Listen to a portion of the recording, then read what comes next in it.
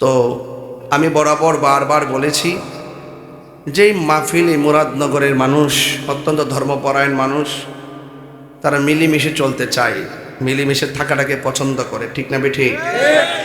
আর আহলুস সুন্নাত ওয়াল জামাত এই সম্প্রীতির বার্তা ৫৫ বছর ধরে দিয়ে আসছে। একমাত্র আহলুস সুন্নাত ওয়াল জামাতের কাছেই দেশ এবং ধর্ম নিরাপদ। কথা বলেন ঠিক না? আহলুস সুন্নাত ওয়াল জামাত যারা ধারণ করেন তাদের মাঝে কোনো উশৃঙ্খল নাই, বেয়াদব নাই।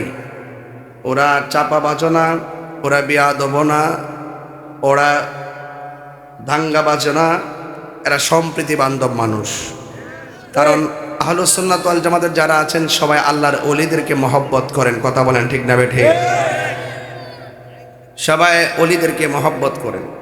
এজন্যে আপনাদের খেদমতে আমার আরজ থাকবে,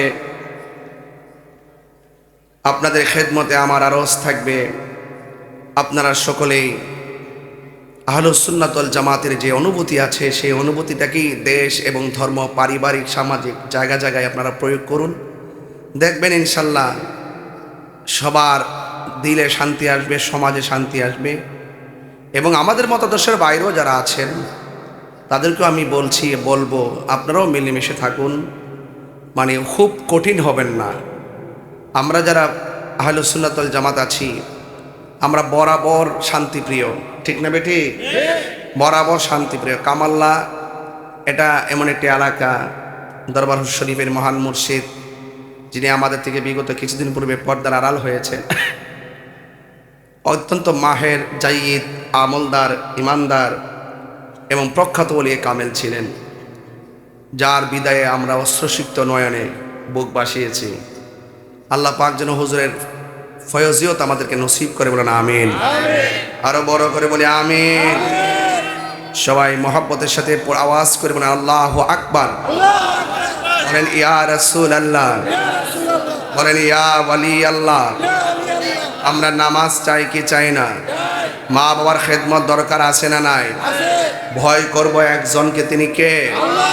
আল্লাহ ছাড়া কাউকে ভয় করা যাবে? আজকে আপনাদের সামনে আমি নবী পাকের মুজিজা নিয়ে কথা বলতে চাই। মহব্বতে বলুন আলহামদুলিল্লাহ।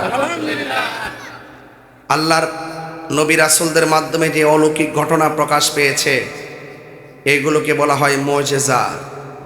আর ওলিদের মধ্য থেকে যে আউলিয়া কেরামদের মধ্য থেকে যে কারামত প্রকাশিত হয়েছে সেইগুলোকে বলা হয় কারামত।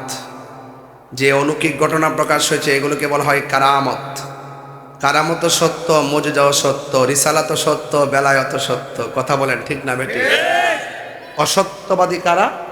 যারা ওলি আল্লাহ মানে না, নবী রাসূল মানে না, এরা হইল অসত্য, চাপাবাজ, বাটফার।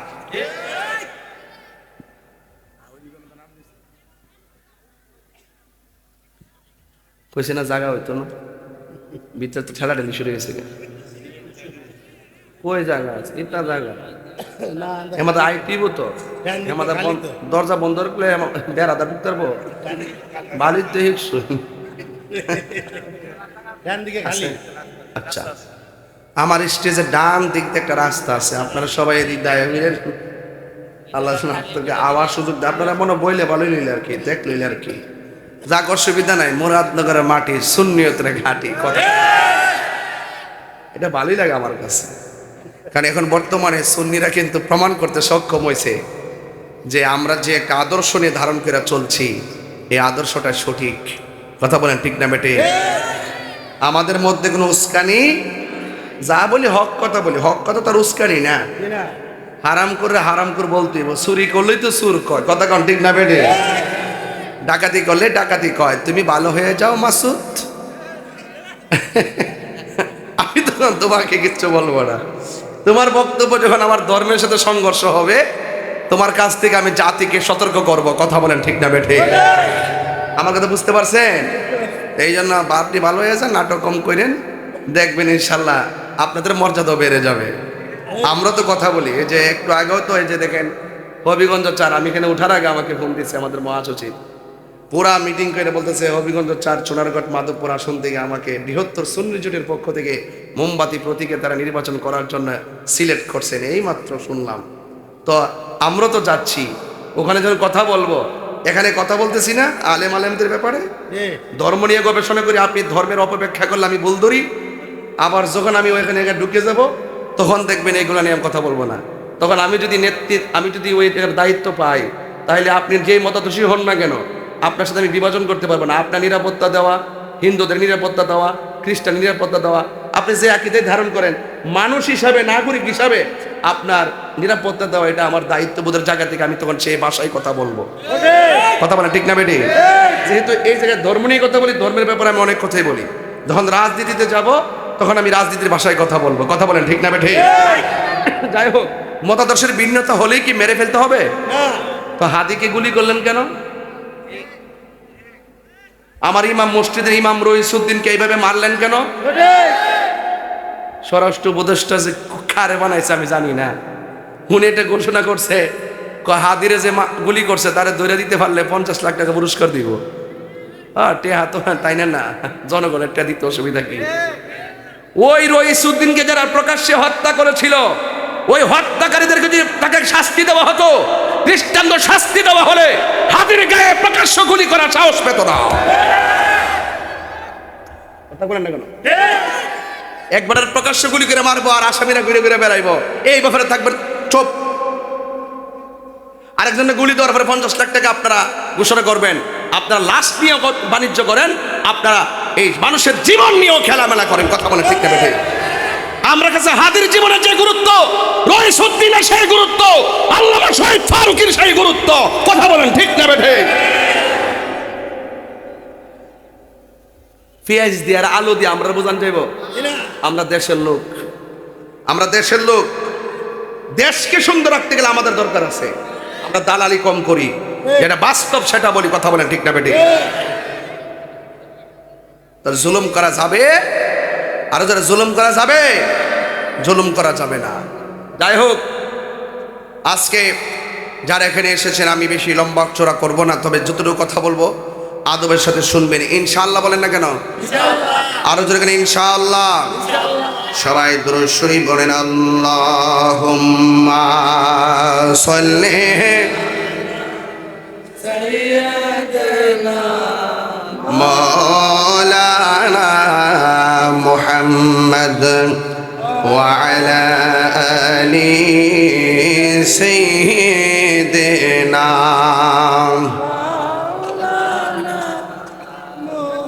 লা ইলাহা ইল্লাল্লাহু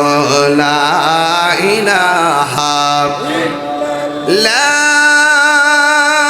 ইলাহা ইল্লাল্লাহু মুহাম্মাদুর রাসূলুল্লাহ সাল্লাল্লাহু আলাইহি ওয়াসাল্লাম। একটা জবান বন্ধ রাখবেন না, বহবতে মায়ার সুরে বলুন সুবহানাল্লাহ। নবীর সম্মান বাড়াইছে কে? আল্লাহ রাব্বুল আলামিন কোরআনের মধ্যে বলেছেন, ওয়া রাফা'না লাকা যিকরাক। আল্লাহ বলেন, বন্ধু আমি আপনার সম্মানকে বুলন্দ করে দিয়েছি, আমি আপনার সম্মানকে বুলন্দ করে দিয়েছি। এই আমার যুবক ভাইরা, আল্লাহ রাব্বুল আলামিন নবীর সম্মান কতটুকু বাড়াইছে একটু মেরাজটা দেখলেই বুঝতে পারবেন। আল্লাহ রাব্বুল আলামিন কোরআন কারীমের মধ্যে বলে দিয়েছেন, সুবহানাল্লাযী আসরা বিআবদিহি লাইলাম মিনাল মাসজিদিল হারাম মিনাল মাসজিদিল হারাম ইলাল মাসজিদিল আকসা আল্লাযী বারাকনা হাওলাহু লিনুরিয়াহু মিন আয়াতিনা ইন্নাহু হুয়াস সামিউল বাসীর। চিৎকার মেরে কি আল্লাহু আকবার বলা যাবে না? আল্লাহ রাব্বুল আলামিন বলেন, ও যুবক কি ভাষায় ওয়াজ করব? আল্লাহ রাব্বুল আলামিন হাবিবের সম্মান আল্লাহ কত বাড়াইছেন। মুসা নবীরে যদি জিজ্ঞাসা করি, ও মুসা নবী, আল্লাহর দিদার পাইছেননি? আপনার মেরাজ হইছেনি? মুসা নবী বলল, দেখতাম গেছিলাম পারি নাই। সুবহানাল্লাহ। দেখতে গেছিলাম পারি নাই। তাহলে কি কইছে আল্লাহ? কয় আমি কইছি রব্বি আরনি, প্রভু দেখা দাও। আল্লাহ কইলাম তারানি, কোনদিন দেখতে পারবে না। 70,000 নূরের পর্দার ভিতর দিকে জাররা পরিমাণ নূরের ঝিলিক যখন তোর পাহাড়ে মারলেন, তোর পাহাড়টা নূরের তাজাল্লিতে ভস্মীভূত হয়ে গেল। মূসা নবী বেহুশ হয়ে গেছে। একটু পরে মূসা নবী উঠলেন। ওঠার পরে জিজ্ঞাসা করে, আল্লাহ আপনি কই? আল্লাহ আমি কোথায় আছি? কই তুমি তোর পাহাড়ের মধ্যে আসো। ও আল্লাহ, পাহাড় দিয়ে দেখতাছি না, কি হইল, জ্বলে গেছে। আল্লাহ কয়, মূসা রে, আমার নূরের তাজাল্লিতে পাহাড় এমন হয়ে গেছে।